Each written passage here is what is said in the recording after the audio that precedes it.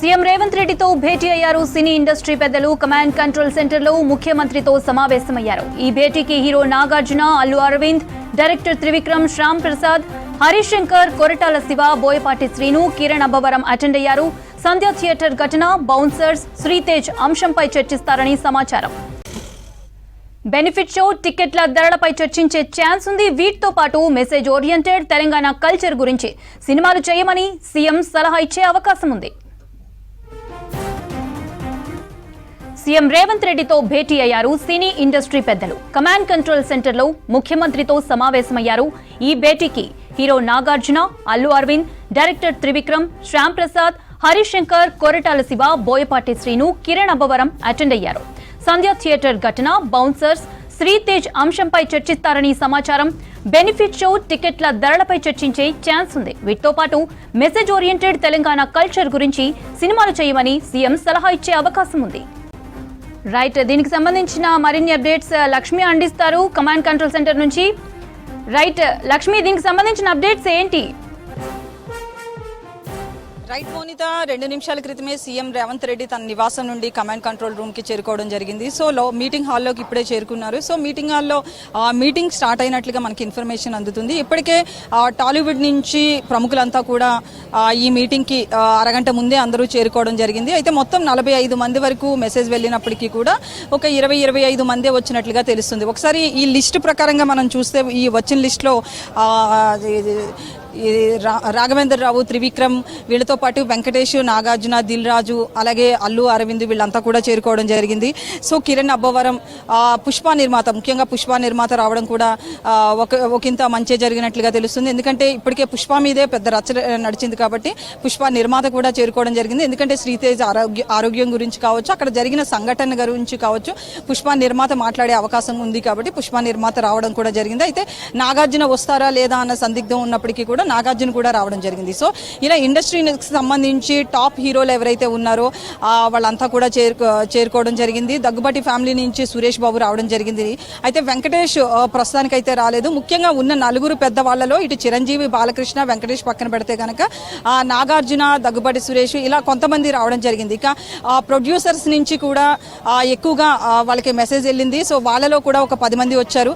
So మొత్తంగా చూసుకుంటే ఈ స్టార్ట్ అయిన మీటింగ్ మొదటిగా అయితే మాత్రం ఈ టికెట్ ధరల పెంపు కావచ్చు, తెలంగాణ కల్చర్కి సంబంధించిన మెసేజ్ ఓరియంటెడ్ సినిమాలు కావచ్చు, చిన్న మధ్య స్థాయి సినిమాల గురించి. ఎందుకంటే బడా సినిమాలకి, పెద్ద సినిమాలు ఏవైతే ఉంటాయో బడా హీరోలతోటి ఆ సినిమాలకు వచ్చే లాస్ పెద్దగా ఉండదు. అందులో ఆ పనిచేసే ఆర్టిస్టులు కావచ్చు, టెక్నీషియన్స్ కావచ్చు, డైరెక్టర్స్ కావచ్చు, అందరికీ కూడా ఎవరికి ఇబ్బంది ఉండదు. దానికి తగ్గట్లుగానే ఫ్యాన్స్ కూడా వచ్చి సినిమా చూస్తారు కాబట్టి పెద్దగా ఇబ్బంది ఉండదు. కానీ మధ్య చిన్న స్థాయి సినిమాలకి సంబంధించి గురించి ఎక్కువగా చర్చించే అవకాశం ఉంది. ముఖ్యంగా తెలంగాణ ఆర్టిస్టులు, తెలంగాణ డైరెక్టర్స్, తెలంగాణ టెక్నీషియన్స్ కి సంబంధించి ఎక్కువగా చిన్న మధ్య స్థాయి సినిమాల్లోనే ఎక్కువగా ఉండడంతో ఆ దిశగా ప్రోత్సాహకాలు అందించే ఆలోచనలో కూడా ఉన్నట్లుగా తెలుస్తుంది. అలాగే ఇండస్ట్రీకి సంబంధించి, పరిశ్రమకి సంబంధించి ఎలాంటి ప్రోత్సాహకాలు కావాలి, ఇటు షూటింగ్స్ కావచ్చు లేదా స్టూడియోల గురించి కూడా చర్చించే అవకాశం ఉంది. ఇప్పటికే స్టూడియోల పరంగా ఎక్కువగానే హైదరాబాద్లో ఉన్నప్పటికీ కూడా కొన్ని జిల్లాలలో ఏర్పాటు చేసే అవకాశం కూడా కనిపిస్తుంది. ఎందుకంటే ఇప్పటి వరకు మన హైదరాబాద్లోనే ఎక్కువగా షూటింగ్స్ జరుగుతున్నాయి, స్టూడియోలు కూడా ఇక్కడే ఉన్నాయి. కానీ జిల్లాలలో ఒక ఫిదా లాంటి సినిమా చూసినా, బలగం లాంటి సినిమా చూసినా, అలాగే మేం ఫేమస్ సినిమా చూసినా, ఇవన్నీ కూడా తెలంగాణ జిల్లాల్లో షూటింగ్ జరగడం, అలాగే ఇవన్నీ కూడా ఎంత బ్లాక్ బాస్టర్స్ అయ్యాయో మనం చూసాం. సో ఆ దిశగా జిల్లాల్లో కూడా షూటింగ్స్ పెట్టండి, జిల్లాలలో అక్కడ ఉన్న లోకల్ పీపుల్కి ఉపాధి కలుగుతుంది కాబట్టి. ఎందుకంటే ఒక సినిమా షూటింగ్ జరిగితే దగ్గరలో అంటే అక్కడున్న ఆర్టిస్టులు, టెక్నీషియన్స్, ప్రొడ్యూసర్స్ వీళ్ళ కాకుండా అక్కడ పరిసర ప్రాంతాల్లో ఉన్న వాళ్ళందరికీ కూడా ఒక 100 మంది వరకు ఉపాధి కలిగే అవకాశం ఉంది. సో జిల్లాల్లో ఉన్న ఇటు వరంగల్ కావచ్చు, కరీంనగర్ టూరిస్ట్ ప్లేస్లు ఏవైతే ఉన్నాయో ఆ దిశగా జిల్లాల్లో ఫోకస్ పెట్టాలి అని చెప్పే అవకాశం కనిపిస్తుంది. అయితే టాలీవుడ్ నుంచి ప్రముఖంగా ఇటు బెనిఫిట్ షోలకి టికెట్ ధరల పెంపు మీదే ఎక్కువగా అడిగే అవకాశం కనిపిస్తుంది. వచ్చేది సంక్రాంతి నెల కాబట్టి ముఖ్యంగా సంక్రాంతికి 3 సినిమాలు రాబోతున్నాయి. అందులో 2 సినిమాలు దిల్ రాజుకు సంబంధించినవే. సంక్రాంతికి వస్తున్నాం అనే సినిమా ఒకటి, దాంతోపాటు గేమ్ చేంజర్, రామ్ చరణ్ హీరోగా వస్తున్న గేమ్ చేంజర్, అలాగే వెంకటేష్ హీరోగా వస్తున్న సంక్రాంతికి వస్తున్నాయి. ఈ 2 సినిమాలు దిల్ రాజు బ్యానర్లో రాబోతున్నాయి. సో ఇంకా డాకు మహారాజ్ వచ్చేసి ప్రొడ్యూసర్ వంశీ దాన్ని తీస్తున్నారు, అలాగే దాని హీరో బాలకృష్ణ. సో ఈ 3 సినిమాల మీద చర్చించే అవకాశం ఉంది. ఎందుకంటే ఈ మంత్ ఎండ్లో అంటే రేపు ఇప్పటికే అన్ని చిన్న సినిమాలే రిలీజ్ అవుతున్నప్పటికీ కూడా దాని తర్వాత వచ్చేది సంక్రాంతికి సంక్రాంతికి 10, 12, 13 తారీఖుల్లో రిలీజ్ కాబోతున్నాయి కాబట్టి సంక్రాంతికి వచ్చే ఆ పెద్ద సినిమాల మీద కూడా టాక్ జరిగే అవకాశం ఉంది. అలాగే శ్రీతేజ్ ఆరోగ్యం మీద, శ్రీతేజ్ కుటుంబానికి ఎలాంటి సంక్షేమం అందించవచ్చు అన్న దాని మీద కూడా చర్చించే అవకాశం ఉంది. అలాగే ప్రీ రిలీజ్లు పెద్ద పెద్ద హీరోలకు సంబంధించి ఏవైతే ఈవెంట్స్ పెడతారో ఆ ఈవెంట్కి సంబంధించి ఖచ్చితంగా చర్చించే అవకాశం ఉంది. ఎందుకంటే పుష్ప లాంటి సంధ్యా థియేటర్ దగ్గర పుష్ప హీరో రావడం, అల్లు అర్జున్ అక్కడ జరిగిన సంఘటనలకి సంబంధించి చర్చించి అలాంటి ఏవైనా ఈవెంట్లు పెడుతున్నప్పుడు ముందుగానే పోలీసుల నుంచి పర్మిషన్ తీసుకోవాలి. ఎందుకంటే పుష్ప ఈవెంట్కి సంబంధించి కూడా ఎలాంటి పర్మిషన్ లేకుండా అక్కడ ఈవెంట్ కండక్ట్ చేయడం, దాని తర్వాత జరిగిన సంఘటన అంతా జనానికి తెలిసిందే. సో దాని గురించి ప్రత్యేకంగా చర్చించే అవకాశం ఉంది. పోలీసుల బలగాలు అంటే ఇటు బౌన్సర్స్, స్పెషల్ సెక్యూరిటీని మీరు ఎక్కువగా ఫోకస్ పెడుతున్నారు, కానీ ఆ బౌన్సర్స్ ఆ హీరోని లేదా హీరోయిన్ని, ఆ ఫ్యామిలీని కాపాడడానికే ఎక్కువగా ఫోకస్ పెడుతున్నారు. జనాల్ని ఇష్టానుసారం తోసేయడం ఇట్లా జరుగుతుంది కాబట్టి ఎలాంటి తొక్కిసలాట జరిగినా కూడా ప్రమాదం జరిగే అవకాశం ఉంది. కాబట్టి బౌన్సర్స్ మీద ఎక్కువగా చర్చ నడిచే అవకాశం ఉంది.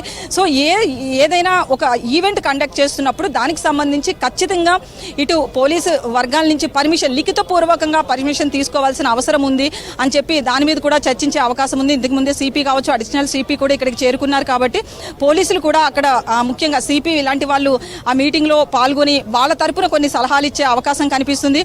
సో టాలీవుడ్ నిర్మాతలు ఎవరైతే ఉన్నారో, డైరెక్టర్స్, వీళ్ళందరికీ కూడా మెసేజ్ ఓరియంటెడ్ సినిమాలతో పాటు ఇండస్ట్రీ కృషికి ఇటు రేవంత్ రెడ్డి సర్కార్ ఎలాంటి సహకారం అందిస్తుంది అన్న దాని మీద ఎక్కువగా చర్చ జరిగే అవకాశం ఉంది మోనిత. దీంతో పాటు రేవంత్ రెడ్డి తన మెసేజ్ని చాలా క్లియర్గా ఇచ్చే అవకాశం ఉంది. ఇటు డ్రగ్స్కి సంబంధించి కూడా ఒక సభలో నేరుగా ఒక 5-6 months బ్యాక్ గవర్నమెంట్ ఫామ్ అయిన తర్వాత రేవంత్ రెడ్డి నేరుగా సినిమా వాళ్ళకి చెప్పడం జరిగింది. ఒక టికెట్ ధరల పెంపు కోసం కావచ్చు, బెనిఫిట్ షోలు కావచ్చు, మీకు ఏదన్నా అవసరం ఉంటే ప్రభుత్వాన్ని వచ్చి అడుగుతున్నారు, మీకు కావాల్సింది మేము ఇస్తున్నాం, కానీ ఒక యువత చెడిపోకుండా లేదు అంటే తెలంగాణ ప్రజలకు కావచ్చు, ఇటు దేశానికి ఉపయోగపడేలాగా ఈ డ్రగ్స్ ఎలా పేరుకుపోయిందో మనకు తెలుసు. ఆ డ్రగ్స్ని నివారించే విధంగా హీరోలు కావచ్చు, డైరెక్టర్స్ ఒక మూవీ థియేటర్లో ప్లే చేసే ముందే దానికి సంబంధించిన మెసేజ్ కూడా ఇస్తే బాగుంటుందని సభలో చెప్పారు. సో డ్రగ్స్ మీద ఉక్కుపాదం మోపాలి అని అంతకుముందే పోలీసులకు కూడా చెప్పారు సీఎం రేవంత్ రెడ్డి. సో దీని మీద పర్టికులర్గా సినిమాలు చేయొద్దు, డ్రగ్స్ ఎంకరేజ్ చేసే విధంగా సినిమాలు చేయకుండా డ్రగ్స్ రూపు మాపేలాగా ఆ సినిమాలో ముందే ఒక హీరో కావచ్చు, డైరెక్టర్ మెసేజ్ ఇస్తే బాగుంటుంది అని చెప్పి దీని మీద కూడా పర్టికులర్గా మాట్లాడే అవకాశం కనిపిస్తుంది. అయితే ఈ చర్చకు సంబంధించి ఒక గంట పాటు జరిగే అవకాశం ఉంది. అప్రాక్సిమేట్లీ ఒక 20 మంది వరకు ముఖ్యంగా టాలీవుడ్ పెద్దలంతా కూడా పాల్గొన్నారు. అలాగే ఇండస్ట్రీకి సంబంధించి జూనియర్ ఆర్టిస్టుల విషయంలో కావచ్చు, కొంతమంది వృద్ధులు ఎవరైతే 60 years 70 years దాటిన వాళ్ళు ఉంటున్నారో వాళ్ళు సినిమాలు చేస్తున్నప్పటికీ కూడా వాళ్ళకున్న ఫైనాన్షియల్ స్ట్రగుల్తో కొంతమంది హెల్త్ సిక్ అయ్యి వాళ్ళు మళ్ళీ ఇండస్ట్రీని అడుగుతున్నప్పటికీ కూడా ఇండస్ట్రీ నుంచి పెద్దగా సహకారం వాళ్ళకి అందట్లేదు. సో అలాంటి ఆర్టిస్టులు ఎవరైనా ఉంటే వాళ్ళకి ఒక ట్రస్ట్ ఏర్పాటు చేసి వాళ్ళ సంక్షేమం కోసం కూడా ఇటు టాలీవుడ్తో పాటు ఇటు ప్రభుత్వం తరపున మేము కూడా సహాయం చేస్తాము అని చెప్పి వాళ్ళ గురించి కూడా మాట్లాడే అవకాశం ఉంది మోనిత. మొత్తంగా చూసుకుంటే ఈ మీటింగ్ అనేది ఇటు టాలీవుడ్తో పాటు ఇటు రాజకీయ వర్గాల్లో ఒక చర్చ రేపుతుంది. అయితే మీటింగ్ తర్వాత ఏ వాటి మీద చర్చించారు అనేది దిల్ రాజు మాట్లాడే అవకాశం ఉంది. ముఖ్యంగా ఇటు టాలీవుడ్కి రేవంత్ రెడ్డి సర్కార్కి వారధిగా దిల్ రాజు ఉండడం జరిగింది. సో ఎక్కువగా సీఎంతో పాటు రేవంత్ రెడ్డి కావచ్చు 3-4 మాత్రమే మాట్లాడే అవకాశం కనిపిస్తుంది. మిగతా వాళ్ళందరూ కూడా సీఎంతో ఒక ర్యాపో కోసం వచ్చినట్లే తెలుస్తుంది. ఎందుకంటే జరిగే గంట పాటు మీటింగ్లో ఎక్కువ మంది మాట్లాడే అవకాశం ఉండదు. ముందుగానే మీటింగ్కి ముందే దిల్ రాజు తన ఏమేం మాట్లాడాలి, ప్రభుత్వం నుంచి ఏం కావాలి, టాలీవుడ్ నుంచి మేము ప్రభుత్వానికి ఏమి ఇస్తాము అన్న దాని మీద దిల్ రాజు ముందుగానే ప్రిపేర్ అయ్యారు. ఆ లిస్టు కూడా రెడీ చేసుకున్నారు. సో ఈ పాయింట్ల మీద ముఖ్యంగా మెసేజ్లు కావచ్చు, మెసేజ్ ఓరియంటెడ్ సినిమాలు కావచ్చు, ధరల పెంపు కావచ్చు, అలాగే చిన్న పెద్ద మధ్యస్థాయి సినిమాలు ఏవైతే ఉన్నాయో దీని మీద కావచ్చు, ఇలాంటి వాటి మీద చర్చించే అవకాశం కనిపిస్తుంది మోనిత.